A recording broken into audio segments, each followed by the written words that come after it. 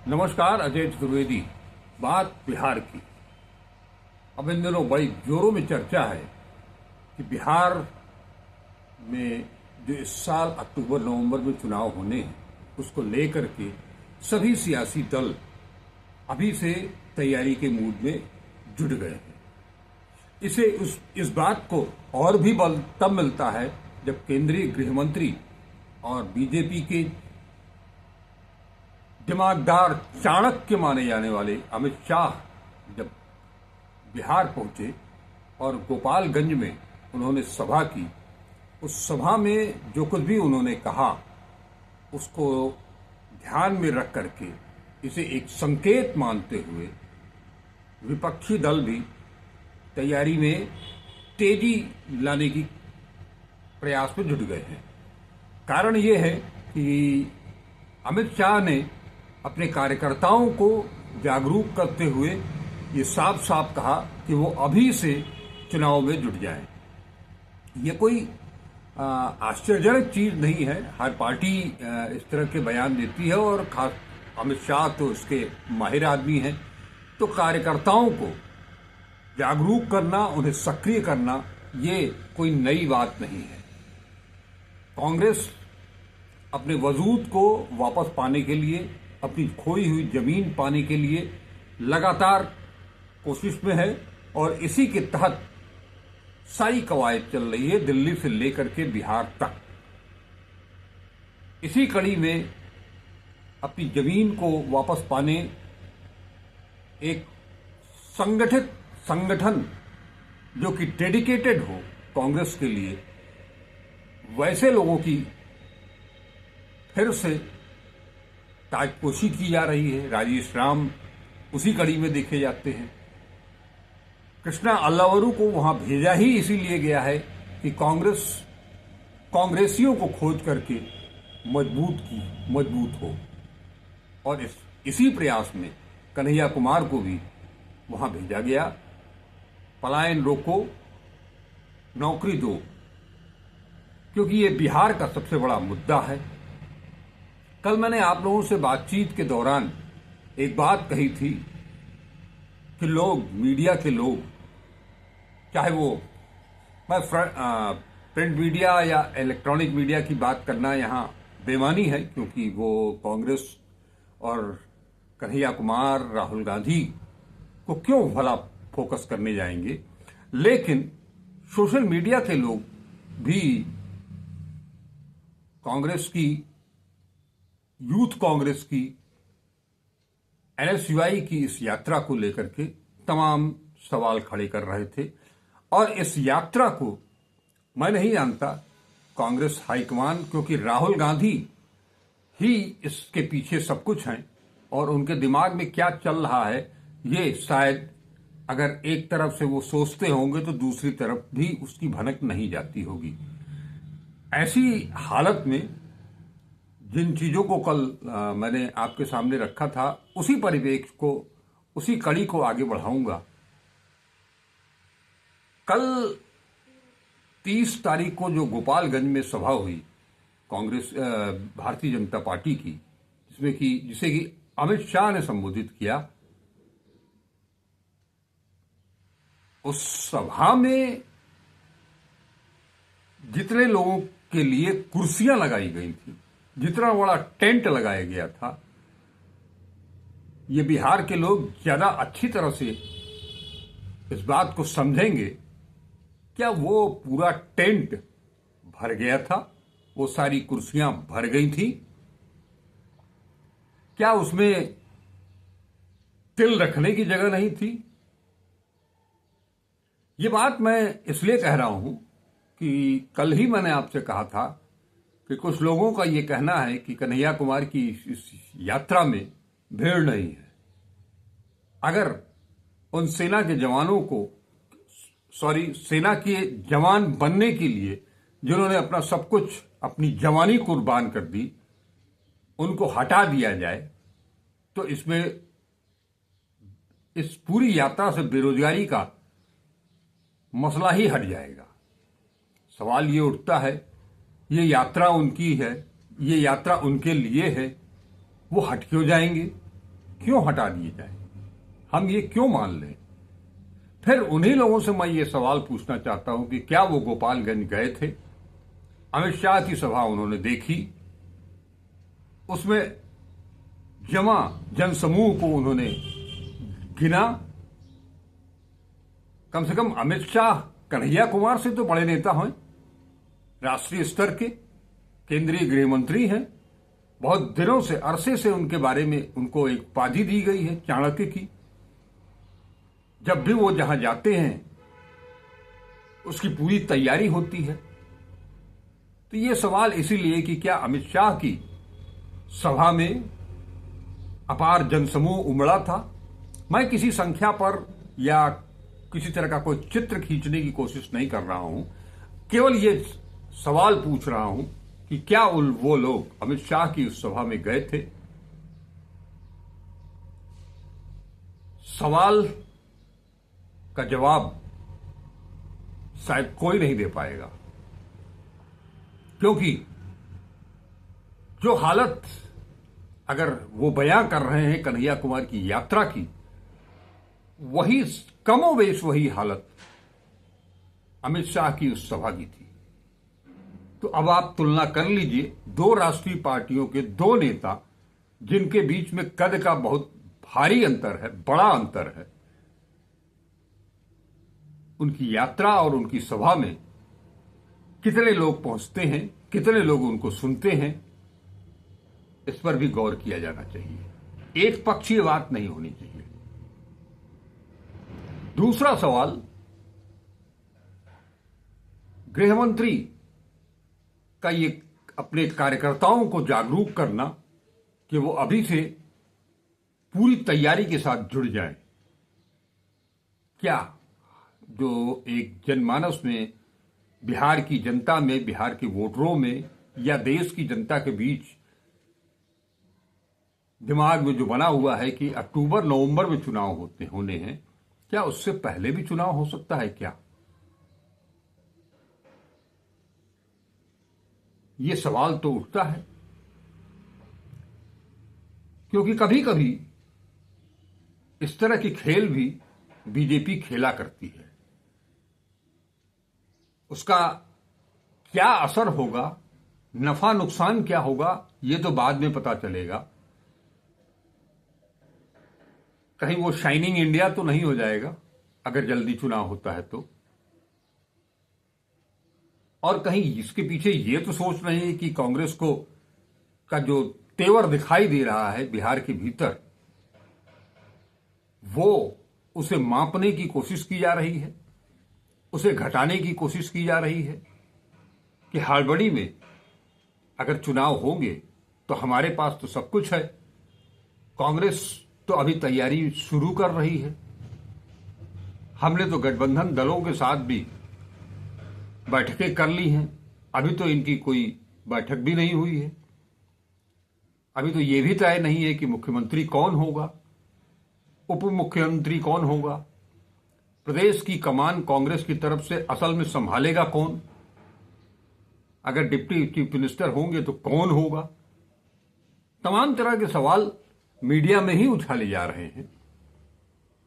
तो इन्हें देखते हुए भी अमित शाह एक चारा, एक पासा फेंक सकते हैं। अक्सर वो लोग ऐसा किया करते हैं। लेकिन सबसे बड़ा गेम यहां जो चल रहा है उसमें नीतीश कुमार प्रमुख चेहरा है। जो स्थिति, जिस स्थिति में नीतीश कुमार इन दिनों हैं, क्या भारतीय जनता पार्टी, नरेंद्र मोदी और अमित शाह बिहार में नीतीश कुमार को मुख्यमंत्री का चेहरा घोषित करेंगे? क्योंकि कल उन्होंने जब भी कहा, बातें प्रमुखता के साथ उन्होंने नरेंद्र मोदी की दिल्ली की 10 साल 11 साल की हुकूमत का हवाला दिया। उसमें कहीं 20 साल के नीतीश कुमार के कार्यकाल की बात कहीं सुनाई दी क्या? क्या उन्होंने प्रोजेक्ट किया कि नीतीश कुमार ही हमारे मुख्यमंत्री होंगे? ये कुछ सवाल हैं, क्योंकि आज की तारीख में भी नीतीश कुमार चाहे जितने अस्वस्थ हों, नीतीश कुमार चाहे बड़े समारोहों में कुछ भी बोल रहे हो, कुछ भी कर रहे हो, उनका जो जेस्चर पोस्चर चाहे जो हो, बावजूद इसके पिछड़े और अति पिछड़े, माने कि यादव माइनस जो पिछड़े और अति पिछड़े हैं, उनका वोट बैंक उनके साथ है। और ये हर कोई, बीजेपी अच्छी तरह से जानती है कि नीतीश को अगर माइनस कर दिया जाए तो बीजेपी का सपना कभी पूरा नहीं होगा। इसलिए वो केवल नीतीश कुमार का नाम उछाल रही है, उनके नाम का, उनके चेहरे का इस्तेमाल करती चली आ रही है, ताकि उसके पीछे उनकी सोच ये है कि आप अपनी, जिस तरह से कांग्रेस बहुत तेजी के साथ, बहुत तैयारी के साथ अपना वजूद पाने की होड़ में है, उसे तो उसके पास कम से कम अपनी पुरानी ही सही, खोई हुई जमीन ही सही वापस पाने की एक ललक है। लेकिन बीजेपी के पास तो ये भी नहीं है। आज तक का उनका सपना है, आजादी के बाद से आप आज तक बिहार में भारतीय जनता पार्टी अकेले दम पर कभी सरकार नहीं बना पाई। तो क्या इस बार उनका सपना सच होगा, साकार होगा? क्या वो चुनावी जो राजनीति है, माने जो एक समतल जमीन है, वो उस जमीन पर क्या बीजेपी अपनी सरकार बना लेगी? क्या इस चुनाव में संविधान, लोकतंत्र कायम रह पाएगा? क्या पूरी निष्पक्षता के साथ चुनाव आयोग अपना काम कर पाएगा, अपनी भूमिका निभा पाएगा? सभी दलों को समतल जमीन मिल पाएगी? क्योंकि ये गुणागणित अभी से शुरू हो चुकी है। अमित शाह के एक एक शब्द पर गौर करना चाहिए कि वो क्या कह रहे हैं और उसके मायने क्या हैं।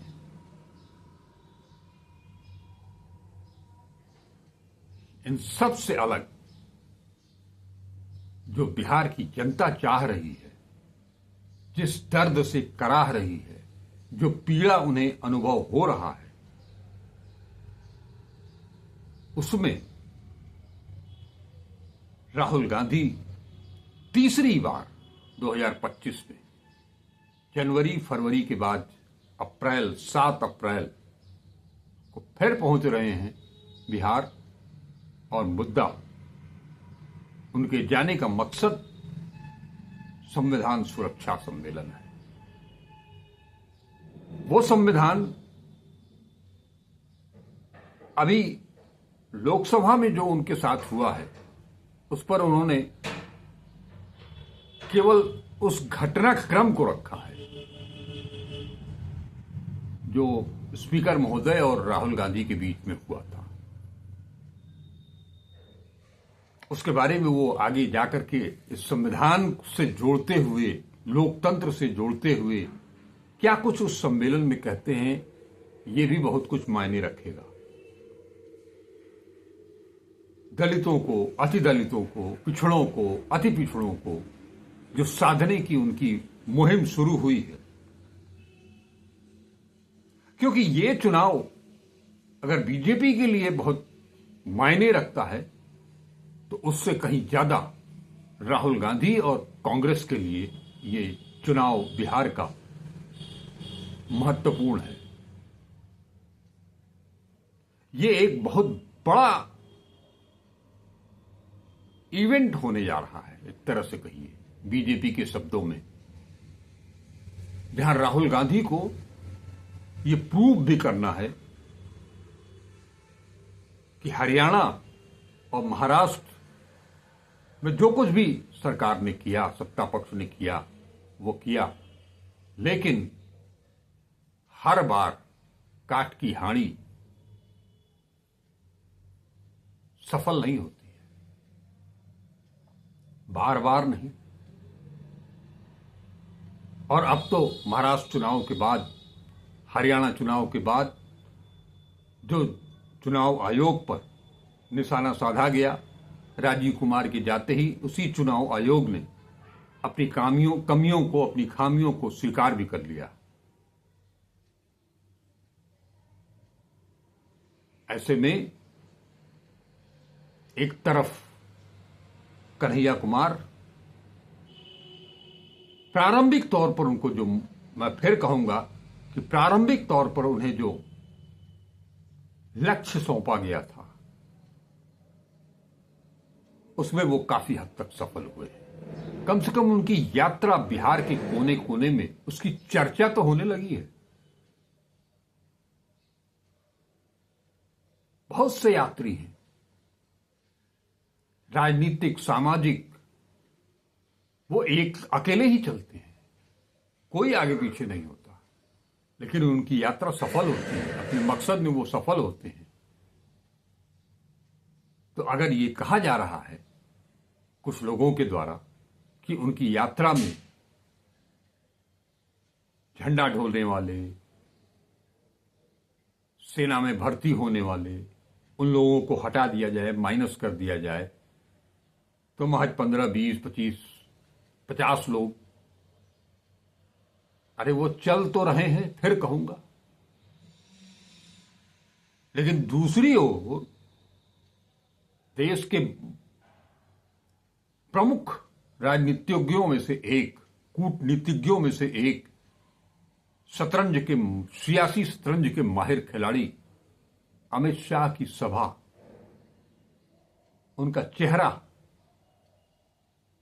अब तो चर्चा ये भी होने लगी है कि गोपालगंज इकाई के भाजपा के लोग, उन पर क्या गाज गिरने वाली है, और वहां से जो लोग विधानसभा का टिकट पाना चाहते हैं, क्या उन्हें इस सभा के बाद टिकट मिल पाएगा। उस अनुपात में अगर देखा जाए तो कन्हैया कुमार अपनी जगह पर, अपने रास्ते पर ठीक चल रहे हैं। उनकी सभा में अगर कुछ कहीं कोई गड़बड़ी हो रही है, अनुशासन टूटता हुआ दिखाई दे रहा है, तो उस पर भी कांग्रेस, राहुल गांधी की पैनी निगाह है। वो कोई मौका विपक्ष को देना नहीं चाहेंगे और चाहते भी नहीं है। इसीलिए तो वो जमीन तैयार कर रहे हैं, ऐसे लोगों को खोज करके निकाल रहे हैं। राजेश राम उसका उदाहरण है। और 7 तारीख को जब राहुल गांधी वहां पहुंचेंगे, अपने सम्मेलन को संबोधित करेंगे, संविधान सुरक्षा सम्मेलन को, कुछ लोगों को वो सुनेंगे। उसके बाद उम्मीद की जा रही है कि वो लालू यादव से भी मिलेंगे और कम से कम सीट शेयरिंग की प्रारंभिक बातचीत की शुरुआत वहां से हो सकती है। क्योंकि अमित शाह के संकेतों को अगर देखा जाए तो कुछ जल्दीबाजी तो कांग्रेस को भी करनी पड़ेगी, और इसी दृष्टि से उन्होंने ये सारी तैयारी पहले से शुरू कर दी थी। लगता है कि ये अंदेशा उन्हें पहले से भी था, क्योंकि ये 8-9 महीने पहले ये बातचीत शुरू हुई है, ये यात्रा शुरू हुई है, इस संगठन में ये फेरबदल शुरू हुआ है। हालांकि ये बात भी दिगर है कि ये संगठन का नव सृजन वर्ष है। अकेले बिहार में ही फेरबदल नहीं हो रहा है। इससे ज्यादा उत्साह, इससे ज्यादा सड़कों पर अगर कार्यकर्ता दिखाई दे रहे हैं तो वो उड़ीसा है, जहां 2029 की तैयारी शुरू हो गई है। एक चीज यहां मैं कह दूं कि कांग्रेस भी अब एक लंबे अरसे से, लंबी अवधि में अपनी तैयारी करके, पुख्ता तैयारी करके वो चुनाव मैदान में उतरने के लिए अपनी रणनीति बना चुकी है पूरे देश भर में। बिहार हो, उड़ीसा हो, पंजाब हो, हरियाणा हो, दिल्ली हो,